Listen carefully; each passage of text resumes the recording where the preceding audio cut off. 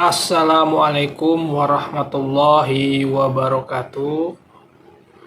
Jumpa lagi dengan saya Adriansa. Kali ini saya akan sharing-sharing kembali cara bagaimana kita mendapatkan rezeki yang berlimpah, kekayaan, dan keberuntungan. Kenapa saya bicara tentang tema-tema seperti ini? Karena faktanya bahwa kita hidup di dunia ini bukan hanya membutuhkan kesejahteraan secara rohani, tapi juga kesejahteraan secara jasmani. Jadi bukan hanya kebutuhan lahir, tapi juga kebutuhan batin. Kalau kita hanya memikirkan kebutuhan yang sifatnya jasmani, nanti kita bisa mengalami namanya depresi, sakit segala macamnya. Tapi kalau kita hanya memikirkan hal-hal yang bersifatnya rohani, maka nanti kita akan menjadi miskin, akan menjadi fakir. Nah, banyak orang yang ibadahnya sudah rajin tapi mengalami kemiskinan. Nah, karena seringkali semakin tinggi spiritualitas seseorang selalu dikaitkan dengan kemiskinan dan kesulitan dalam hidup. Hal ini bisa dibilang benar, bisa juga kurang tepat. Nah, jadi tergantung kita memahaminya. Saya mau sedikit cerita-cerita ya tentang dulu pengalaman saya. Jadi saya lahir dari keluarga yang bisa bilang sederhana. Jadi ibu saya seorang PNS, bapak saya juga seorang PNS, tapi bukan PNS yang sekarang ya, PNS yang zaman dulu gitu. Dulu gaji PNS itu ya sekitar 300.000. Lalu baru eranya Gus Dur kan jadi presiden, naik tuh ya jadi sekitar 1.500.000. Lalu zaman era Megawati, Bu Megawati itu ada namanya gaji ke-13. Terus naik sampai SBY sampai 3 juta, 3 jutaan lah, 3 juta setengah. Belum dapat tunjangan segala macam. Tapi saya memiliki kakak itu 3. Jadi saya anak terakhir. Ada 4 bersaudara. Dan 4-empatnya sekolah juga kuliah. Nah, kuliahnya ini kan kita tahu lah biaya kuliah ini mahal, belum ada beasiswa seperti sekarang gitu. Ya mungkin ada ya, tapi tidak banyak gitu. Dan juga sekolah tidak ada yang gratis seperti sekarang. Tidak ada KJP, tidak ada kartu Indonesia Pintar, tidak ada itu. Zaman dulu tidak ada. Jadi semuanya harus bayar. Seperti itu. Belum lagi uang buku, belum lagi beli seragam segala macamnya itu. Artinya hidupnya penuh dengan kesederhanaan lah, pas-pasan lah, bisa dibilang begitu. Jadi ya memang saya tidak pernah merasakan yang namanya punya mobil, tidak pernah merasakan yang namanya punya motor bagus gitu. Motor itu masih motor butut ya, belum ada motor-motor sekarang itu ya, yang metik-metik itu belum ada. Menurut saya waktu itu tidak susah sih, karena menurut saya tuh susah senang tuh di pikiran saja. Dulu hidup senang juga walaupun penuh dengan keterbatasan ya, tapi kan setiap hari bisa ketawa-ketawa, bisa bercanda-bercanda gitu, bisa bermain sama teman-teman gitu kan. Ya sebenarnya kalau dinikmati ya kita tidak tahu juga susahnya, yang tahu susahnya kan orang tua kita gitu. Nah barulah ketika sudah masuk kuliah, oh ternyata susah juga ya gitu. Merasakan juga gitu ketika melihat ada teman-teman yang kaya raya gitu. Oh ternyata sebenarnya saya ini tidak kaya-kaya banget gitu. Saya pengen juga kaya seperti mereka gitu kan. Mereka bisa kuliah di universitas yang biaya kuliahnya mahal, ya kan, dengan segala macam, bahkan bisa pacaran ya. Pacaran itu bisa seminggu sekali, traktir pacarnya ke restoran segala macam. Artinya kan duitnya banyak. Dan itu ternyata duit orang tuanya semua. Nah tapi yang menarik adalah ternyata hal itu bisa berubah. Saya dulu mikir ya, saya tidak mau bermimpi yang besar-besar lah. Yang penting ya sudah lulus kuliah, dapat uang segala macam gitu. Nah kemudian sampai suatu ketika saya bertemu lah dengan guru spiritual di daerah Bogor. Nah, beliau mengatakan pakai bahasa Sunda ya, bahasa Sundanya saya lupa. Jadi kalau diterjemahkan ya, kalau rajin ibadah, rezeki banyak. Kalau malas ibadah, rezeki sedikit. Nah itu dulu kan mindset saya berpikir bahwa nggak bisa begitu dong. Kalau kita mau rezeki banyak ya kita harus kerja keras, kita harus banting tulang setiap hari gitu. Karena orang tua saya juga banting tulang gitu, untuk menghidupi anak-anaknya gitu. Tapi beliau mengatakan bahwa enggak lah, rezeki itu sudah diatur. Buktinya beliau menunjuk diri beliau sendiri, suami sudah meninggal,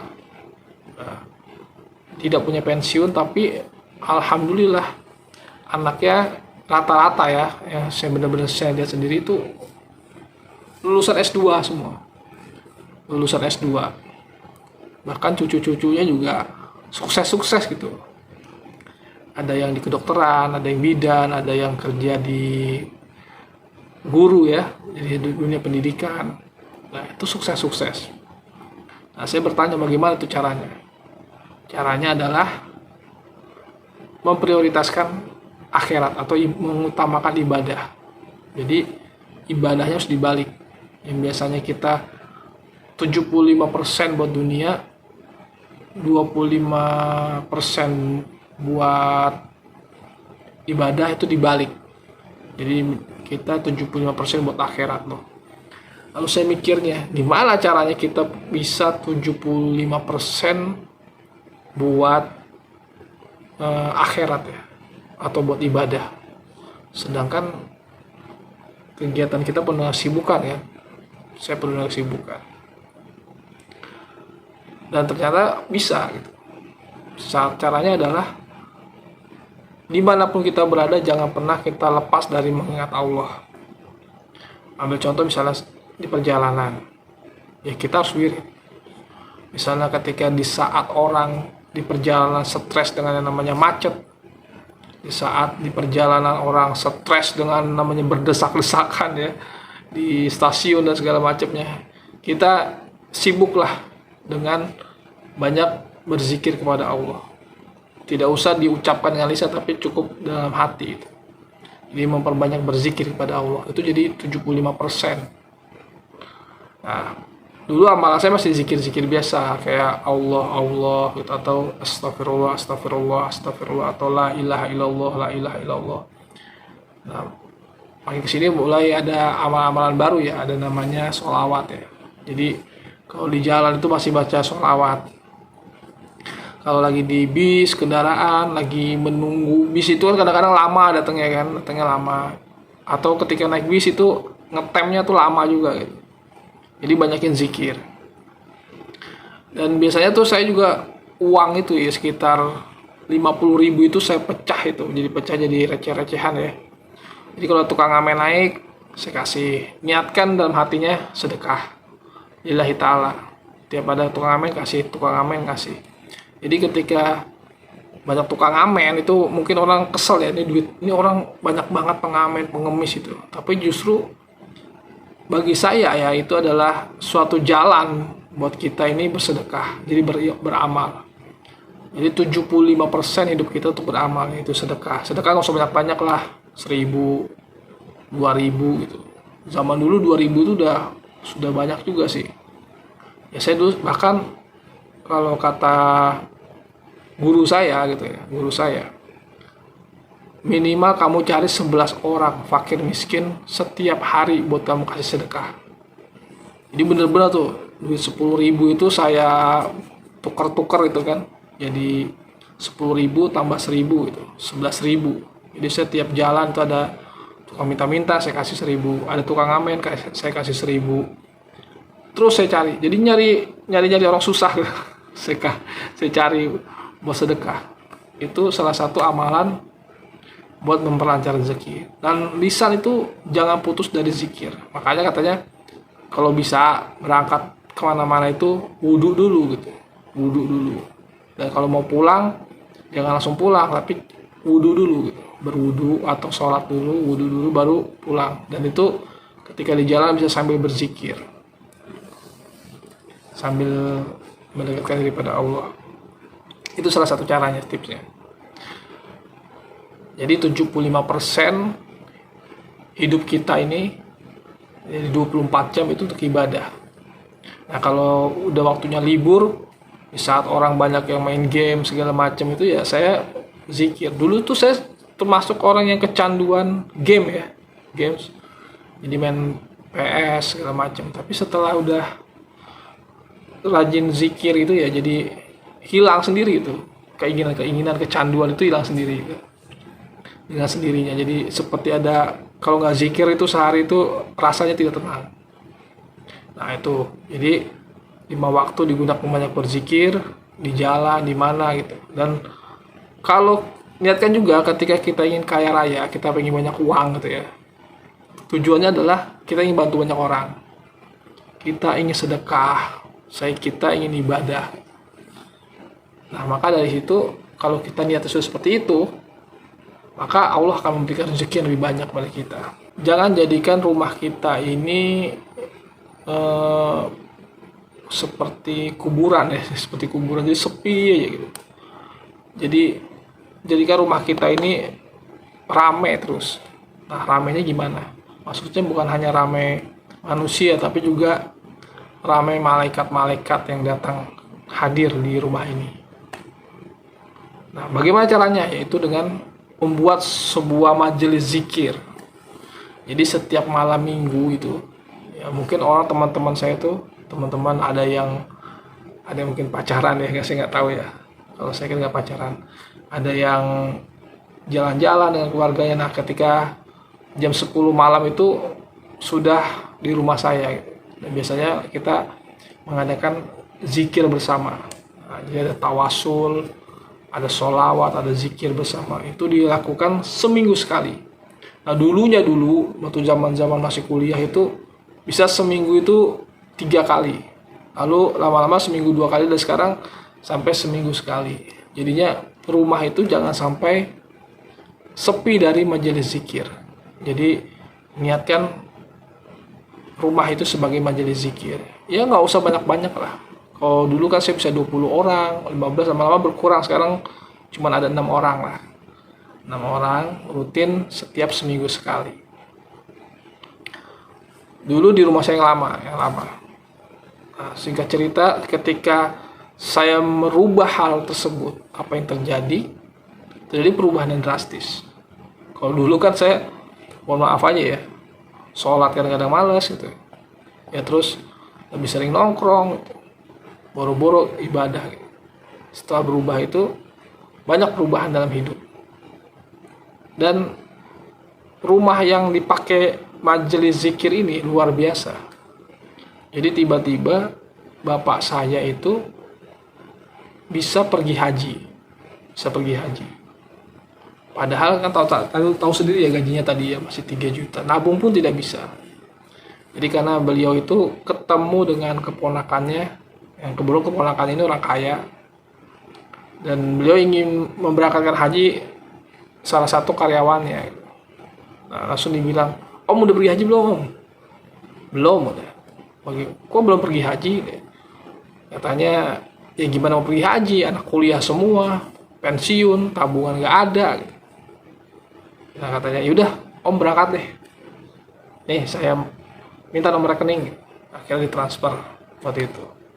Tahun 2007, akhirnya bapak saya alhamdulillah pergi haji. Setelah saya lulus kuliah, tiba-tiba itu ada tetangga sebelah. Ya, ada tetangga sebelah minta tolong jualin rumah.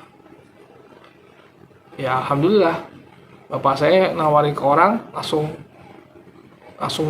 mau orang itu, dan dapat komisi. Tiba-tiba kok bapak saya bingung, selama saya udah pensiun, tapi kok rezeki ada dari mana-mana gitu. Ada yang bantuin mandorin rumah orang gitu. Karena bapak saya kan selain kerja di PNS juga ngerti juga cara-cara mandorin tukang ya.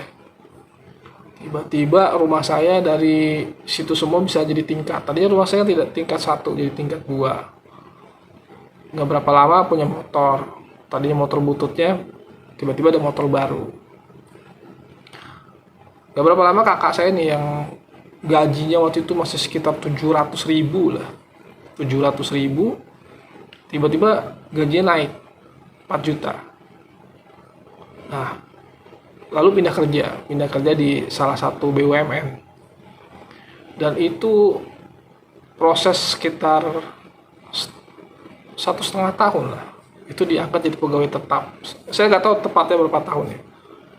Diangkat menjadi pegawai tetap, tuh gajinya tuh luar biasa. Gajinya besar ya. Dan belum lagi tambah tunjangan, bonus-bonus akhir tahun ya. Nah, sampai ketika beli dapat bonus akhir tahun, saya berangkat umroh. Mau umroh nggak? Ya boleh. Akhirnya saya berangkat umroh. Berdua sama ibu ya, bersama ibu saya. Berangkat umroh, kemudian kakak saya punya usaha ya. Nah, usahanya maju luar biasa. Punya usaha yang maju, akhirnya beli mobil yang harganya mahal loh. Bahkan kalau bisa dibilang di kompleks saya ini, di tempat saya tinggal ya, tidak ada yang punya mobil sebagus itu. Nah, banyak sekali rezeki, keajaiban. Jadi tadi yang ada kakak saya kan ada 3 tuh, semuanya sukses. Dia ada gajinya 2.500.000, ada yang sampai meningkat sampai 8 juta. Sekarang sudah 10 katanya, sudah 10 juta. Nah, itu kan perubahan yang drastis gitu. Perubahan drastis. Dan kalau menurut saya prosesnya tuh aneh-aneh gitu. Prosesnya aneh-aneh. Jadi keterima kerjanya itu keterima hal-hal yang tidak masuk akal menurut saya. Jadi tidak disengaja tiba-tiba ketemu ini, dapat kerjaan dan gaji besar. Nah, itu keajaiban yang dirasakan. Ternyata begitu kita memprioritaskan ibadah jadi menjadi 75% dan mengurusi dunia hanya 25%, itu keajaibannya sangat luar biasa. Jadi kan orang bingung itu, gimana tuh caranya 75%? Ya memang ibadah itu kan nggak harus kita di masjid terus berhari-hari, tidak seperti itu. Ya bisa jadi kita di tempat dagang, kita di kantor, kita di bis, atau kita di kendaraan, itu masih bisa kita gunakan untuk mendekatkan diri pada Allah. Jadi hati kita itu terus berzikir kepada Allah. Seperti itu. Dan kalau kita ingin kaya, misalnya contohnya saya mewujudkan kekayaan itu dengan bernazar pada hal-hal yang tujuannya adalah mendekatkan diri pada Allah. Misalnya kalau saya punya rumah yang besar, maka saya akan undang teman-teman saya, ajak keluarga saya untuk berzikir bersama di rumah tersebut. Dan alhamdulillah dikasih. Kalau saya punya mobil yang bagus, ya, saya akan menggunakan mobil tersebut untuk berziarah ke makam-makam wali. Dan alhamdulillah dijabah oleh Allah Subhanahu wa taala. Dan itu saya ajarkan ke teman saya tuh.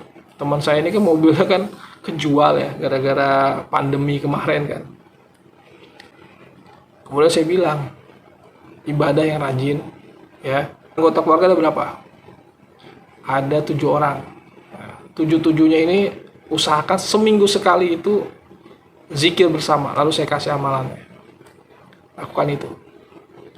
Yang kedua, lakukan tadi 75%. Yang ketiga, niatkan kalau nanti saya punya mobil, saya akan gunakan untuk ibadah. Dan alhamdulillah tahun depannya dapat proyek yang besar ya, nilainya besar gitu. Akhirnya bisa beli mobil, bahkan bukan hanya mobil, motor. Beli mobil 1 dan motor 1. Dan benar-benar ditunaikan hajatnya. Jadi waktu kemarin ya ziarah lah saya tuh dengan mobil dia kan, ziarah ke makam-makam wali, niat untuk ibadah. Seperti itu. Jadi kita harus niatkan ya kaya raya itu penting, tapi tujuannya buat apa? Tujuannya untuk mendekatkan diri pada Allah. Bagaimana caranya? Misalnya sedekah, memberangkatkan umroh, siapa yang belum umroh, memberangkatkan haji kalau perlu. Kalau haji kan agak mahal ya, tapi umroh mungkin bisa. Atau memberikan beasiswa atau membiayai sekolah keluarga kita yang kesusahan, bisa membantu orang-orang yang kelaparan. Nah, itu niatkan terus gitu seperti itu. Jadi kalau kita banyak uang niatkan untuk mendekatkan diri pada Allah. Jadi jangan kita banyak uang tujuannya buat pamer, buat flexing, buat foya-foya, bahkan buat maksiat. Nauzubillah min zalik gitu. Mungkin itu saja cerita-cerita dari saya. Terima kasih. Wassalamualaikum warahmatullahi wabarakatuh.